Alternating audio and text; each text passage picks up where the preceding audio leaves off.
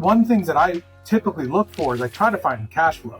And then when I try to figure out their valuation and they're just doing it off of top line revenue, in my mind, that's like a joke. And then I look at like something like EBITDA, which is still important. Then I look at cash flow, and that tells a lot. Kick it.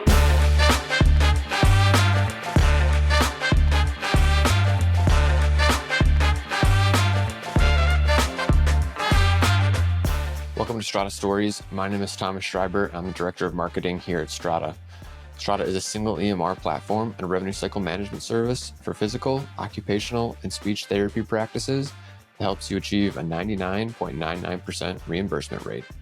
On today's episode, Paul Singh, the CEO of Strata, talks with Ben Galin, PT, and the owner of Evolution Rehab Group. Paul and Ben talk through the difference between profit and cash flow, the impact of accounts receivable on cash flow, why you must fix your cancel and no-show rate, and how payment delays have huge effects on your business. If you'd like to learn more about Strata and see how our EMR and RCM works, head over to stratapt.com to book a demo. Now, without further delay, here's today's episode. One of the earliest things that I think most business owners, including practice owners, should learn, and you don't have to be a CFO to do this, is like you need to understand the difference between profit and cash flow. And it's like stuff that you and I might take for granted, but you know, I've learned my lesson on that several times. We've all done it, right? Yep. I think every entrepreneur at some point in their life realizes hopefully earlier in their career, that profit doesn't equal cash flow, and cash flow certainly does not equal profit. Yep. And so if they're even trying to be financially literate, they might look at a P&L, or they might look at a balance sheet. But it's, I think, surprisingly rare for, practice owners to be looking at both of those things. And anyway, I don't want to get too technical here, but in the last time we were chatting, you were really like hitting on this idea of cash flow. And I think it's the way you describe it, I think is much more accessible, I think, to the average healthcare professional than me. I talk like a, investor nerd, I guess, but can you just like talk to me as if I'm just like a newbie at business? Give me like the Ben overview of what in the world is cash flow, and how's that different from my profit? And like usual, I might get at this in a circuitous way. So I've recently had an opportunity to evaluate some companies for purchase, merger, acquisition, mainly actually all acquisition, no merger, for another company that was having me look at books, physical therapy clinics, because they were purely VC people. They didn't know what smells rotten versus like what's plausible. So, I mean, it's amazing some of these books, what they look like for companies who are billing, one of these companies is billing like 11 million a year between their practices. And so you're like, oh, these would be some nice books. And boy, give me 30 minutes, I'll dive into this. And it was like still done on paper, and it was still done on like Excel. I mean, it was unbelievable. So it's to our points that we're saying, not all healthcare people are just naturally CFOs. But one thing that I typically look for is I try to find cash flow. And then when I try to figure out their valuation and they're just doing it off of top line revenue, in my mind, that's like a joke.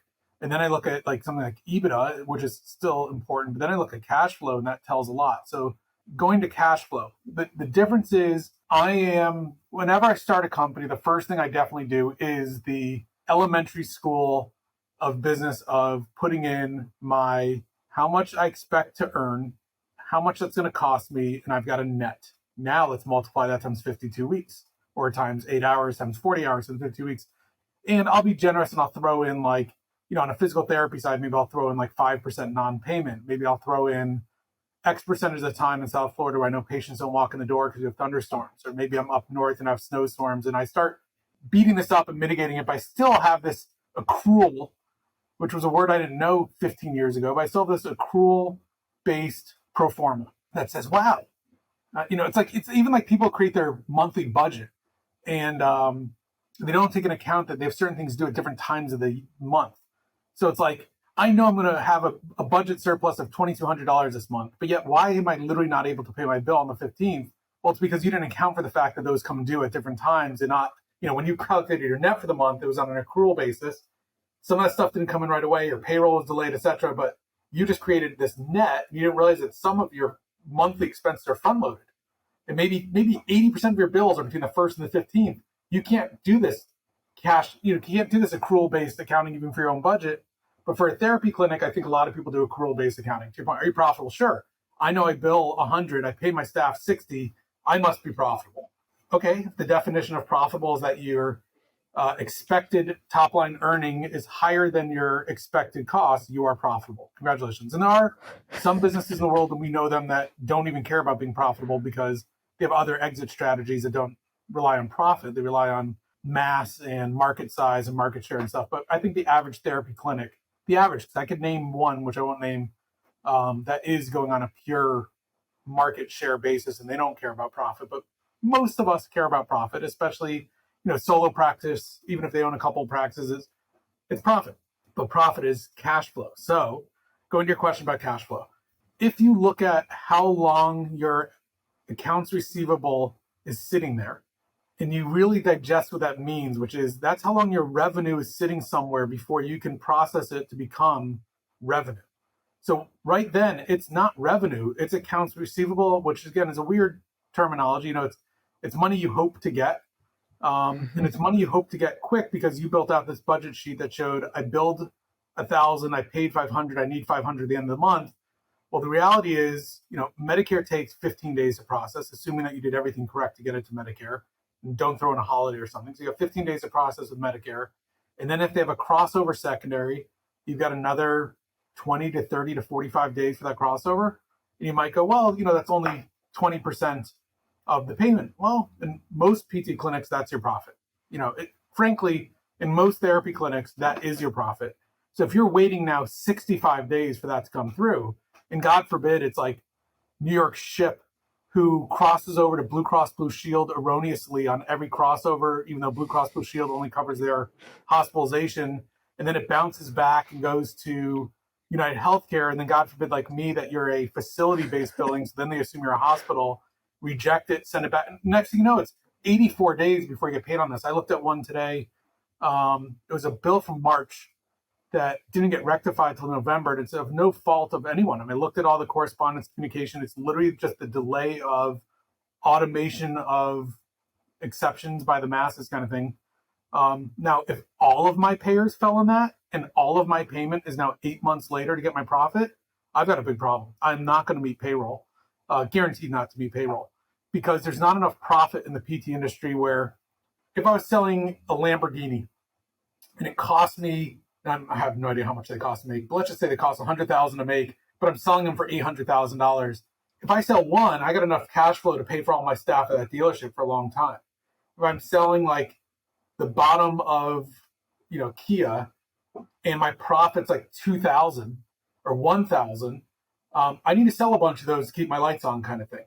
And in PT, in most practices, we're selling Kias. Our profit margin, a very healthy clinic, 18 to 25% profit margin is a extremely healthy clinic. I mean, like true EBITDA, like they are actually at the end of the day walking home with 18 to 25% profit margin. I'd say is a very healthy clinic. And I'd also then, when I say very healthy, I'd want to look at the numbers more to look at things like how many places is that money coming from? Because it's all coming from one spot, then that makes me worried. And there's other things that make me worried. But, I'd say it's a pretty healthy clinic. I'd say on average of what I've seen lately, outpatient clinic, depending on what state you're in, depending on some contracts, I would say we're more in the neighborhood of like 7 to 13%. I'd say on average of a good clinic. And I'd say -4, and I don't mean that jokingly, like -4 to 3% on maybe your standard clinic on the side of the street. And then below that on the clinics that are even doing poor, which are the ones looking for acquisition, because somehow the owner goes, I'm spending a ton of money. I've got this high payroll that stresses me out. I got to get lines of credit that I can't get anymore, which we'll get into that point in a second. And at the end of the day, I'm probably making less than if I was actually just going to go get an hourly job somewhere, because they're working 100 hours a week and making, maybe they take home 150 at 100 hours a week. And they probably started realizing, wow, I could just go get a full-time PT job, let it be someone else's problem, and moonlight at a sniff on the weekend and make more money and have vacation, have no headache. I don't care if a pipe bursts, it's not my problem. And it's a interesting spot to be in when the only thing you're looking at is top line revenue. And again, you're doing this pro forma of, I should see 8 patients or 12 patients per day. My staff cost me this much. My rent cost me this much. My phone lines cost me this much. And you figure it all out and like, yes, I've got a 39% profit margin. Well, the reality is you have a 30% cancel rate or no-show rate.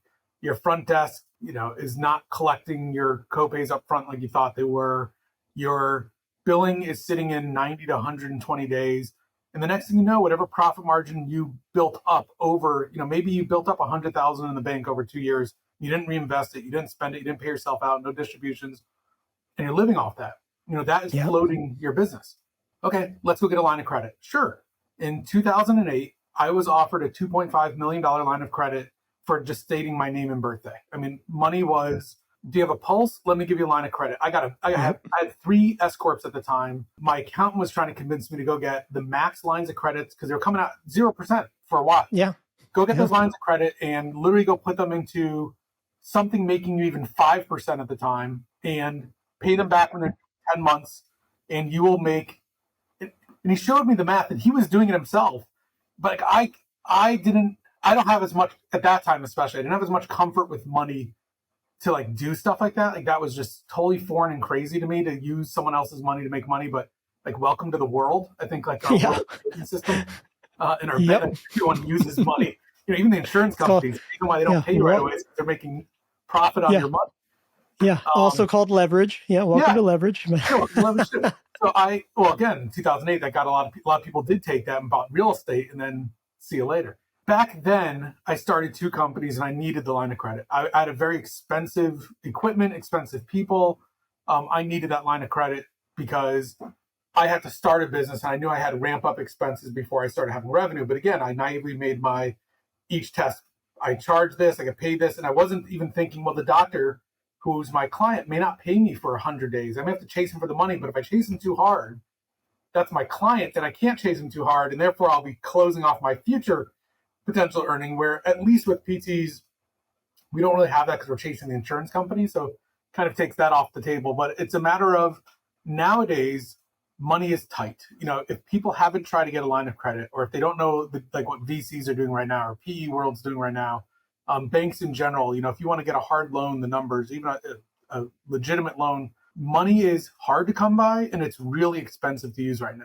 So if you think that you're going to say, well, I know on an accrual basis, I'm profitable, so I just need to take a line of credit out. Maybe I'll pay 3% or 4% line of credit to float me.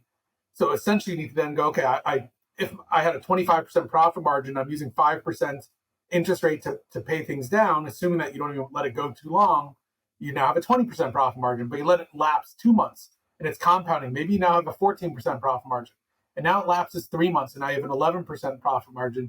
And you start going, well, where's all my money? Well, it's your line of credit. And that was only at like a 4 or 5% line of credit, which don't exist today.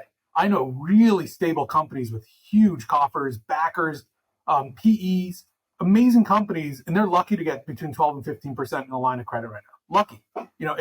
So now if you start saying 15% compounding to be able to pay the payroll, because I didn't take into account the fact that I've got my money sitting out there in accounts receivable, which again, I don't love that word, but it's like the money I'm expecting is due and I want it, but it's sitting between 60 and 120 days out, which means I now need to float 3 or 4 rents, 8 or 10 payrolls, 2 or 3 plumbers coming out to fix my leaky refrigerator, hot pack, hydroculator, whatever. I'm not going to draw any money out of the company for 3 or 4 months because I don't want to add to this line of credit at 15%. That alone will take that 8 to 11% profitable company. And now you're looking for mergers and acquisitions because you just realize that whatever little profit you had in that company that you were selling those Kias, the interest rate was taking away your profit. And it was PT doesn't have we're not in the 1980s. We don't have a high enough, we're not billing $200 a visit and billing out, and spending $50 on that visit. Or I saw one hospital in Houston. I saw an EOB. The hospital was getting $818 per therapy session.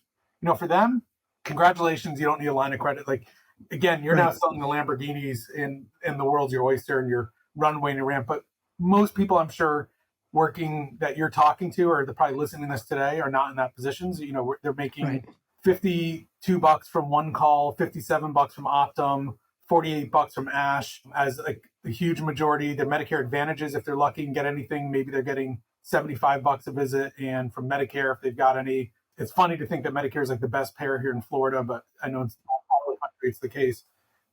Maybe you're eking out $103 if you've got PTAs, maybe it's down to 96 or 86. And now you're taking this line of credit to cover this whole notion of what we started talking about of the difference between cash accounting and accrual accounting, which is, yes, you billed $68, but of that $68, it took 120 days to get that in the door. How many bills did you have between now and the 128 days to get in the door? And how many times can you sustain that? Like, do you have enough offset of really high paying stuff that's coming in quickly to offset that? And that's the big question you ask is, are people like really running this as a business? No, because that's really hard to figure out. Like, how do you model that?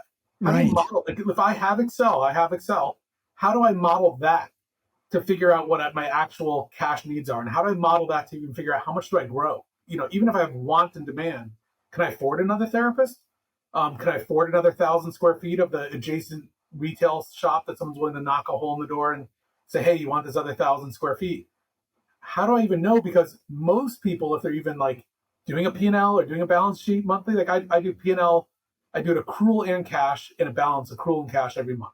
I don't think most people are even doing that. So how do they then plan for true cash flow to make the decision of, I need to add a staff member? Well, you may want to add a staff member because you've got want and demand. And you go, well, if I add a staff member and I've got want and demand, I equal profit. Not necessarily. You equal expenses. Did you get cash flow from that? If you're an all cash basis where you're getting money up front, okay, totally different story. But most of us are still playing the insurance one. Right. The thing about all this, by the way, and I think for anybody that's like still with us on this, I think the thing is I don't think it's necessary to become a CFO for a practice owner. But what we're talking about here is basic financial literacy for business. So you said something earlier there about, you talked about like some of the best practices you've seen lately, or somewhere between the 18 to 25%, will be the top 1% practices I've seen. Right. And then all the way on the other end of the spectrum, -3 to, let's just call it -3 to +3 or whatever. And obviously, there's probably a huge bell curve in the middle. If you had to like summarize, like what are the biggest mistakes between the 1% of practices doing that 18% margin versus the other side of it doing -3? Like, I know that's a really complex thing. It depends, all that. But I think when you look at these things, I think the wrong word's mistakes, because some of it's completely out of people's, like, let's take South Florida, where I've been for a long time now. If I did nothing different between 2010 to today, and I used PTAs, let's say, but I've done nothing different in 50% of my business in Medicare, 50% commercial, let's say. I didn't make a mistake, let's say. Maybe you're going to say, well, my mistake was not adapting and adopting to change, and maybe my mistake was XYZ, but let's just stay on this line of thought. I have not done anything that I would consider a mistake, but MPPR came into existence, multiple payment procedure reduction, which knocked out roughly 28% of the average visit. So 28% of my profit gone without me doing anything. Medicare has reduced reimbursement by about 10%. So if I said it's 50% of my contract, so that's 5%. Now I'm up to like well over 30% of my profit is gone. Then I throw in a PTA and I lost another 15% of my profit. And I've done nothing different. Like, everyone loves me. My staff loves me. They don't take a lot of pay raises. Did I make a mistake? Yeah, maybe I made a mistake by going into business in South Florida. Maybe that's my mistake. But what did I do my question to you would be like, what did that person do as a mistake versus what did a regulated industry that you don't set prices on, compared to, like, if I open up a hot dog cart, I set my prices. There's market demand. Then you get through like a whole different business 101 class. Like, do I want to have a $50 hot dog and I'll sell 3 of them a day to a very elite area and they're just the best dogs anyone will ever get, or just the mystique around this, because maybe it's like a pop-up shop and I appear places wearing this weird outfit and I get $50 a hot dog? Or do I just sell them for 30 cents a pop at the corner because they only cost me 10 cents and I just blow it out on volume? Which, by the way, I did have a hot dog stand growing up, and I set up shop in Bristol, Connecticut, outside ESPN. Dr. Dogs, if anyone wants to remember my history there. That learns different lessons as far as, that's a different type of business compared to a regulated business, a business where I don't set prices. Like, I don't know too many PTs. Like, I know a company who helps with this, but I don't know too many PTs who go and set their contractual rates and calls up United Healthcare and Optum and goes, this is why you should pay me more. I do know PTs who want to, they call me to hire people and say, can you go negotiate better rates? And I was like, based on what? Like, why are you going to get better rates? Like, I have a colleague I went to school with who's got a PT clinic in Immokalee, Florida, which is growing. I mean, but she's been there since 2001. Immokalee was Immokalee in 2001. You have to look it up on a map. It's like dead center state between Fort Lauderdale and Naples.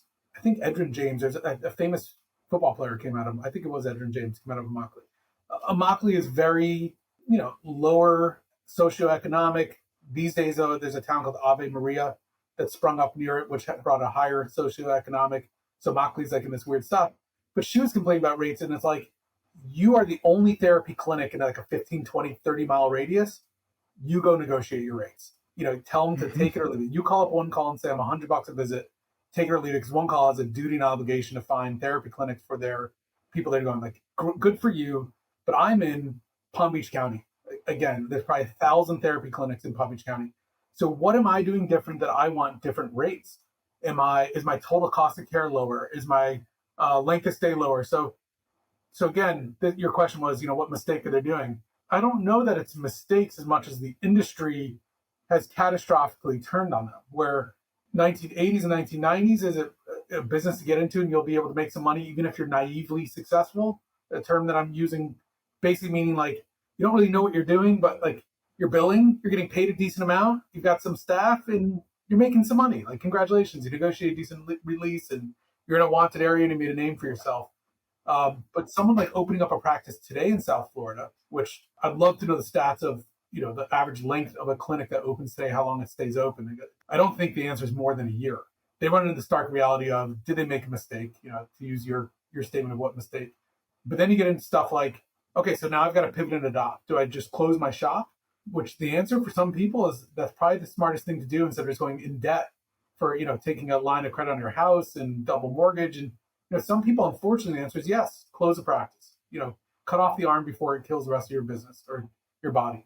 But I also think there's things where it's like the models of how you pay your staff, clinical staff I'm talking, that can be different. Now there's weird things you have to watch out for labor laws, who could be a contractor versus an employee. And but there are models we can get into, like you've got a base salary of X, and then I'm going to come up with some way that's not fee splitting and that's legal to essentially have you pull the rope in the same direction, where if the clinic's making money, you're making money, and you're not getting paid the same to sit there for 2 hours on a rainy day that you are when you've got 6 people sitting in front of you.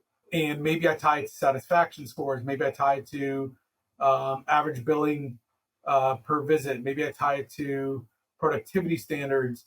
But like, I do think, I know one chain in our area was talking to me about coming up with some models for that, because they realize that what they can't do is just pay an inflated physical therapist. They're paying them 30, 40, 50,000 more than they did 15 years ago. But the revenue, as I explained, is 20, 30, 40% less. It's not that they were like trying to like, oh my gosh, I'm going to get so creative and come up with this new business model of how to pay staff. It was that or shut your doors. So maybe your mistake is you didn't adopt and come up with new payment models for staff. Maybe your mistake is you signed a lease that you thought was just such a good location to be in that it was worth the extra $8,000 in overhead a month. Maybe that's a mistake. Maybe you had enough of a following that you could have gone to like a Class C place and done just as well and have a $2,000 a month overhead to cover there. Maybe your mistake is not paying attention enough to the proper metrics. And then your question would be, what are the proper metrics? And I think I'd have to really think hard about it. But things like accounts receivable, things like satisfaction. Someone was talking today and I commented, probably a really good metric that's probably overlooked as far as how many things it stands for is your no-show cancel rate. Probably the more I, internally meditated on it, tells a lot about, is the value of what you're delivering good? For a simplistic term, are you delivering value for the money that you're asking, the time you're asking, the energy you're asking? Are you delivering value? And maybe that's the mistake someone's making, is that they think that having 3 Cybex machines and 4 exercise bikes and 2 lat pull down cables is value, where someone else might go, hey, for $10 a month, I can go to Planet Fitness and I've got all this equipment. Like, and you just watched me do, or the perception is that you just watch them do these exercises. Right. I sat on an exercise bike for 30 minutes and Ben billed me $68 for that. I could have gone and done that somewhere else. They threw a hot pack on me and I don't even like heat. And I was sweating through my nice new blouse. They didn't even offer me a gown or whatever. I had to go home and change. I didn't have time to go home and change. I don't see value in that. So probably not paying attention. I think you and I were talking and I brought up, these shows where it's like Restaurant Impossible in some ways, where it's just that like blinders are on, and they were once very successful. All of these were once successful restaurants, right? I mean, most of them from the backstory we're here were successful restaurants. But then all of a sudden, it's like, they have one customer a day. There's shrimps. It's like in an outside freezer where the raccoons are sleeping with it. And all of a sudden, they're just like, I don't know what's wrong. Well, you haven't updated your menu since 1986. You haven't updated the carpet decor since 1983. Like, at some point, what was working for you, like, you didn't adopt and change, and it's not working for you. And you need to adopt and change. And I think there's some probably complacent practice owners. Maybe that's a mistake of, are they adopting and adapting to change? Like, I still think from what I've gone in, because I used to do a lot of audits for compliance. People who either got a targeted probe and edit, people who are put on focused medical review, and it's like, what am I doing wrong?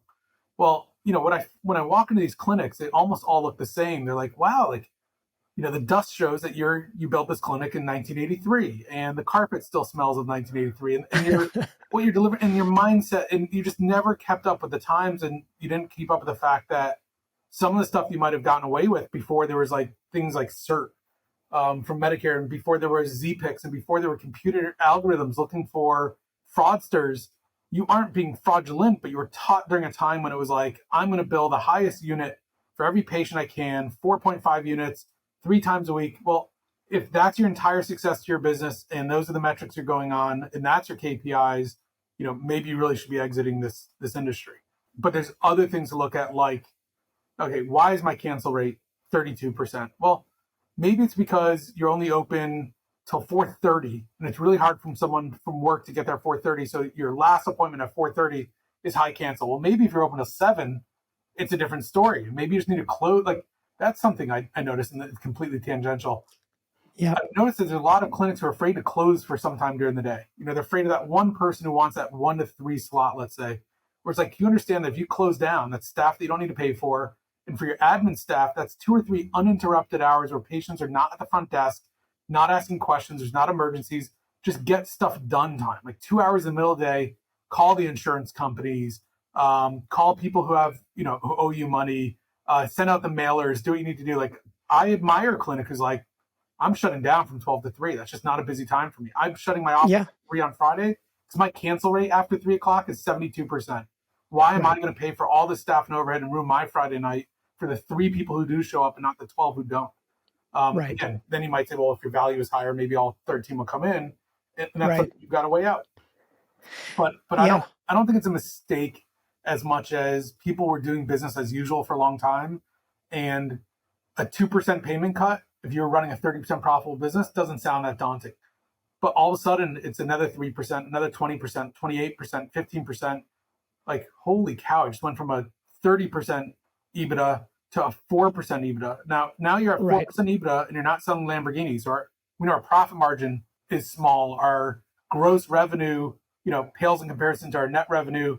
That would worry me. Like, that would worry me to the point that I'd be looking for a sale or drastically doing something different. But there's a lot of people sitting there at a 4% profit margin who are not looking for, and they're probably saying, like, maybe I'll expand next door. Maybe I'll hire 3 more people. Maybe I'll buy that expensive laser. Maybe I'll do whatever. And it's like, oh my goodness, maybe you should be thinking about the fact that your business not be open tomorrow. Yeah. And maybe mistake was the wrong word for me to use, but I just think that especially now, so we're recording this in the early part of 2024, and just like clockwork at the beginning of every year, everybody's just grumbling about Medicare cuts and fee cuts and all this stuff. And really what it is it's kind of like, those are factually correct, no doubt about it. But at the same time, it's kind of like the boogeyman around the corner. Your rational brain knows that, like, the boogeyman doesn't really exist. This is just kind of how business works. The boogeyman doesn't exist. The real problem is like, most practice owners don't look inwards. And, if I were, again, I admit that maybe mistake was the wrong word to use, but I would say if I had to like kind of summarize where you're going with this and kind of like the message I hope people get from what you're talking about here is that the mistake, if I'm allowed to use that word for now, is undervaluing the importance of just basic financial literacy. To your point, should I be open 1 to 3 or should I be closed? Are those hours less profitable or not? Yep. It's almost easier to like paint the boogeyman as the enemy because like it feels good and you get your rage off your chest and all that, when it's actually much harder conceptually to Google something or go listen to you or Jerry Durham or some of these other guys talking about cancel rates. I think Jerry's talked multiple times on his show and even on ours about how like what the difference financially has been when he's gotten a cancel no-show rate to drop by even 1%. Like I said, it's probably a completely understated metric. I'll throw out terms of the national industry average. As far as I think and know, somewhere between 20 and 25% in parts of the country, which you might be like, okay, then double book every other hour and you account for that kind of thing. Well, that has its own ramifications too, because you may then be watering down your experience and the amount of people. And then people might start going like, I was in clinics. I think I told you, like one of my first couple years in practice, I was seeing like 38 patients per day. And people would cancel and go, I know Ben's so busy, I'm doing him a favor. Like they literally say, like, I'm doing him a favor not coming tonight because his 8:00 night slot is so filled up.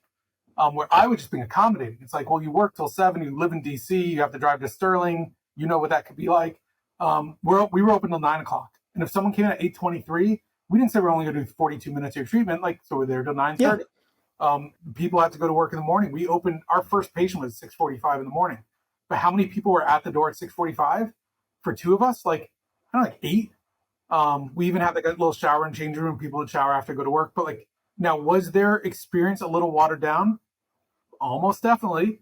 But did they value the fact that we opened up at 6:45 for them? Yes. And they had their no-show rate wasn't too bad because they knew we were accommodating enough and no one else in that area, Sterling, Cascades, Dulles, like no one else was opening up at 6:45 in the morning to get people in the door, which meant I had to be there at 6:30 to like have the charts ready and vacuum and all that stuff. So canceled no-show rate probably is a really understated metrics. It's probably something where like maybe it's one of those things where like in the therapy world we have these clinical outcome measures and someone will develop a form and it's like the PFQ 193 and it's 193 questions. And then some research cohort will go, we compared the PHQ, but we took it down to 30. We found that it's just as valid as a PHQ 193. So the PHQ 30, you can do 30 questions to get the same validity of your results.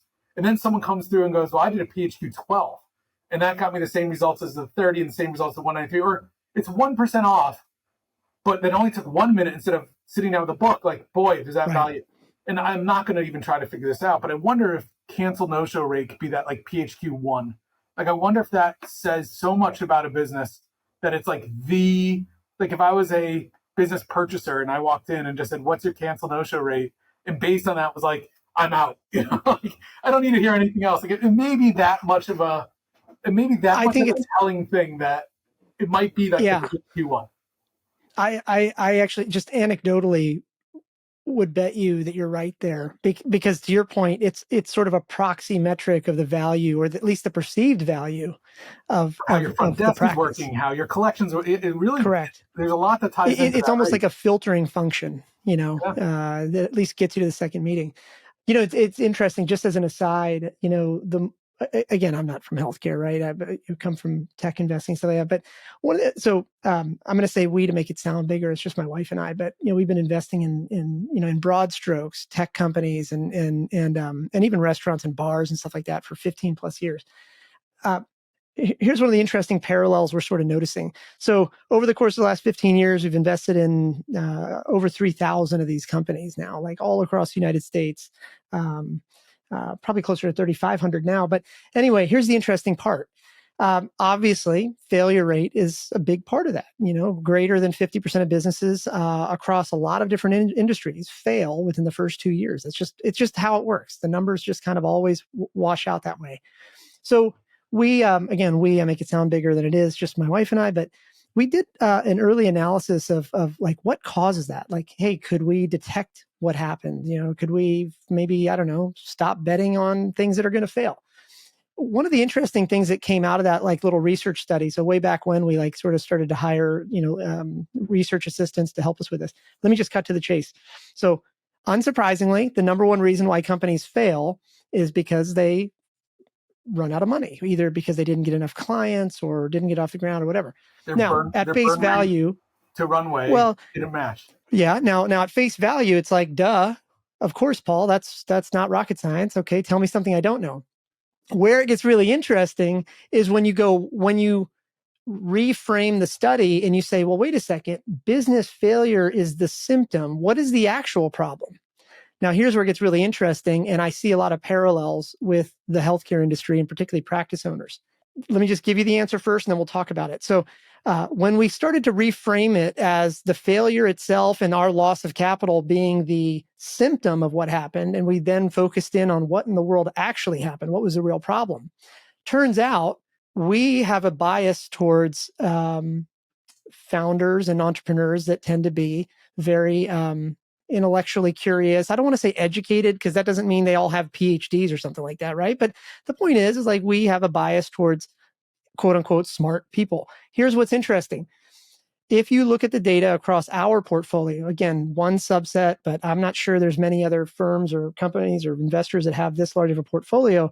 What's fascinating is what happened at the first sign of trouble. So in other words, what happens is, at least in our portfolio, is when a smart, intellectual, educated person is faced with this reality of finance and all that stuff kind of going sideways, what they should be doing, just, as an example, is pick up the phone and start trying to find more customers.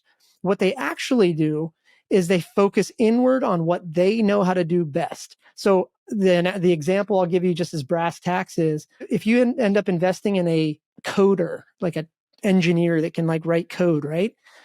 By definition, that's something that's hard to learn and you have to love to do that.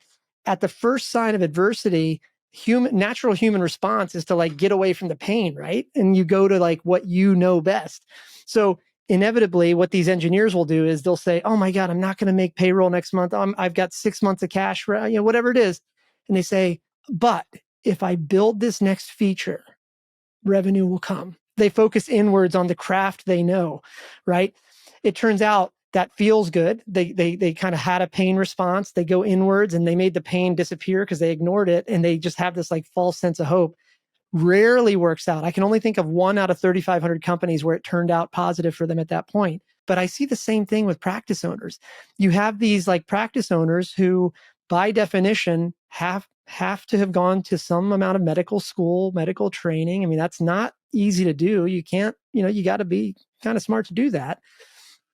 And then they start a practice because they want to help people and maybe they want to make a lot of money. Who knows, right? But either way, they often overlook this sort of financial literacy part. I mean, they might know enough about profit is the difference between, revenue and expenses. But then all of a sudden cash flow hits them in the face. Wait. I thought it was just visit count that mattered. Yeah, I thought I engineered for that. They tell me how great I am. But actually then what ends up happening? They hit this wall, they get scared, and all of a sudden they go back to what they know how to do best, which is let me just focus inward, almost forget that the boogeyman exists. Let me blame somebody else, actually. Medicare, those guys, Congress, those guys. When in fact, what they really should be doing is trying to figure out the financial side of this business, anyway. So my point is, I know that was poorly articulated, but my point is that it's interesting that there's so many similarities, whether you're running a healthcare practice, it's so similar to, just like running a SaaS, software as a service, business as well. Ultimately companies die, practices die because they run out of money, but they usually run out of money because the founder or the founding team or the entrepreneurial team that leads it, for whatever reason, kind of sticks their head in the sand and doesn't address the actual problem head on. In this particular case with healthcare, it's just much more exacerbated because it's almost more important in this industry to understand the difference between cash flow and profit. In the tech world, they're all using Stripe. Somebody pays, 99.9% of the time, that cash is going to hit your account in 2 days. It's not, you could probably royally screw up and ignore your balance sheet or your P&L, hopefully not both, but you could ignore one or both and generally be okay as long as they're the same. Your accrual and your cash. They probably look the same. That's right. Yeah. I mean, it's just like cash with Stripe. But this industry is really, really dangerous in the sense that it can get away from you real fast. And that thing, to your point, whether we're talking about cancel rates or even like, aging, account receivables, a percent or two here may not look like a lot until you see the compounding or the flow through or trickle down effects to everything else. And I'll give you another great example of cash flow. I'm like I said, I've got a unique, bizarre practice that I run now. It's like, I don't want people to use this as the example, but all my staff are contractors. They're independent. So like, I in theory am only spending money if I've billed more than they've charged me. Like in theory, I've got this infallible design where I can only make money. I signed on with a group called the DCE, which is a risk entity for Medicare. It's a group of physicians like an ACO. It's a type of ACO now. Now it's the ACO REACH model, but they take on risk. And so therefore Medicare pays them and then they pay me, which delays the Medicare payment a little bit because they've got a different disbursement date and they have to receive it. The first time and they probably make up 80% of my payment. So the first time that they had a payment mess up, which again, now not only can Medicare mess up payment, but now they can mess up payment. They have a glitch in their system and their TPA essentially doesn't adjudicate and doesn't disperse whatever. It delayed 80% of my cash that I was on a routine basis for probably like 2 weeks. And in their mind, it's probably like, it's 2 weeks, so sorry, no big deal. But it's like, wow, no, that's 2 weeks extra of 80% of my revenue. And it was the first time that I was counting down to the pennies would I need to get a cash infusion to cover payroll kind of thing, where I was in a model before where it's like, well, I pay every 2 weeks, Medicare pays 2 weeks, I'm in a 1 week delayed cycle, like this can't lose. But there's an example of things like out of your control where if you don't have in the bank enough to say, I can sustain 3 pay cycles without revenue coming in, and those kind of thought and process decisions before you go, will I reinvest this money into another staff member? Will I, at some point, most healthcare practices are not profitable enough for the owner to be only an owner and not offset some of the costs as a clinician also. So I've seen it where it's like, maybe the real hard answer is you need to fire that therapist you hired and you need to work 40 hours a week and now you can have a profitable company. Or just know that maybe you need someone 20 hours a week, you work 20 hours a week, but don't expect to make a ton of money in passive income. I don't think a solo practice is going to be spinning off enough income for someone to have it to be a completely cash cow passive income compared to, name chain here. Even if we're talking restaurants again, even a McDonald's, like someone told me, I think each McDonald's only spits off like 50,000 in cash a year. And I'm sure I could probably Google and get the actual number, but I'm just pretending it's a small number. But the reason why those franchise owners do okay is because they get a region. In that region, they may have 11 McDonald's. And if 11 McDonald's are spitting off 50,000 each, that's not terrible. If it's one piece of their portfolio that, they know everyone's going to keep coming to McDonald's. It's not a bad thing to have. But I think there's a lot of therapists who think like, I'm a little older, I'm kind of tired. I'm going to bring in this young gun, maybe underpay him a little bit. And I'm just not going to work much, but then also wonder why all of a sudden they went from a semi-profitable company to cash flow issues. And then, like I said, they turn inward and it's like, well, I need to go pay more for marketing. I need to go do this. It's like, or maybe you just realize that you don't make enough cash to have you sucking off 80,000 a year into your pocket, 100,000 a year in your pocket, right? 50,000 a year in your pocket, which I've seen, I've seen PT owners try to get passive income of 150. They're paying themselves 150,000 a year and wonder, who don't see patients, they don't generate revenue, but wonder why they're getting into problems. So it's a real thing. Like I said, I think with how tight money will be last year, this year, at least for probably another year, it's probably even more real than it was because the days of just going to get a line of credit to offset that, the interest you'll pay on that line, if you can get one, the interest you'll pay on that will just destroy your business. Thanks for listening to another episode of Strata Stories. Strata is a single EMR platform and revenue cycle management service for physical, occupational, and speech therapy practices that helps you achieve a 99.99% reimbursement rate. If you'd like to learn more about Strata and see how our EMR and RCM works, head over to stratapt.com to book a demo.